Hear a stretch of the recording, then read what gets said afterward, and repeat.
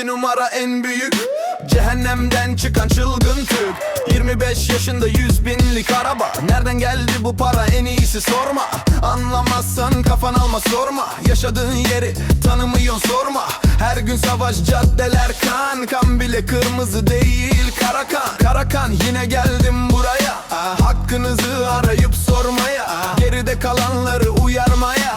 Beraber olup karteli kurmaya. Elini vicdanına koyup da söyle, bu hayat ne kadar sürecek böyle. Kartel deyip de geçme, bize güven de yanlışı seçme. Kaç kere söyledik biz çocuk sana, bir türlü kulak asmadın lafımıza. Hadi bırak onları, gel yanımıza. Gel gel gel kartele gel, bilmiyorsan sana öğretirler. Gel gel gel kartele gel, karteldekiler kan kardeşler.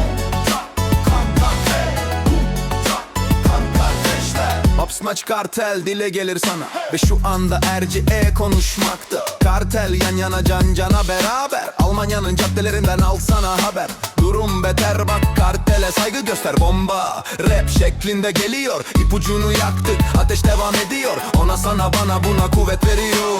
Konuş da söyle de susma da sen de. Problemin çözümü bizde ve bende. Yabancısın diye seni ezemesinler. Kartel Almanya'nın üç köşesinde. Bak bak bak, kartel vurup geçer ama kime vuracağını iyi düşünüp seçer. Bütün gece zarlar, kartele hazırlar gibi geliyor ban, yoksa şüphen mi var? Slick Schlapp, RG, Karakan, Dizzy B, Ürsüzsen kartel, Mamma Mia, Sopri, Es, No Ligue, Espanyol, motherfucking Estapre. Senora seçeniyor amure como lo vemero. Bana kohontre huetio prosentio efes. Baraka se pases, setia prasse, sentio negetria prasse. Satalia veça baby bom bom. Mise dreso baba huleno haleluya emprede. Slick Schlapp, bunu koymamız yerine gerek. İttifakı kurduk, hedefimizde direkt. Kartalları rezile çevirdik, yeter be dedik, şimdi size mesajımızı getirdik.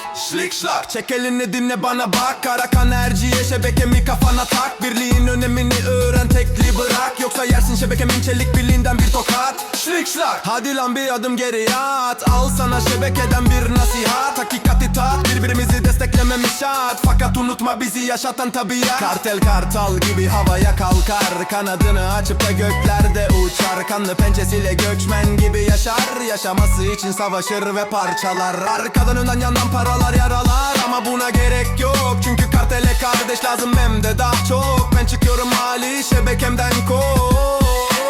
Einer für alle und alle für ein. Das Kartell und jetzt pass auf, denn wir dringen in dich ein. Zieh dich warm an und dann Land, komm ran. Denn die Disepe zeigt nicht allein, was sie kann. Wir haben Kararan im Nacken und der Reim wird dich packen. RG'ye deckt den Rücken, um den Abzug zu drücken. Jetzt kommt das Kartell, also macht euch bereit, denn es reicht euch die Hand, wer auch immer ihr seid. Karakan RG'ye ve cinaye şebeke.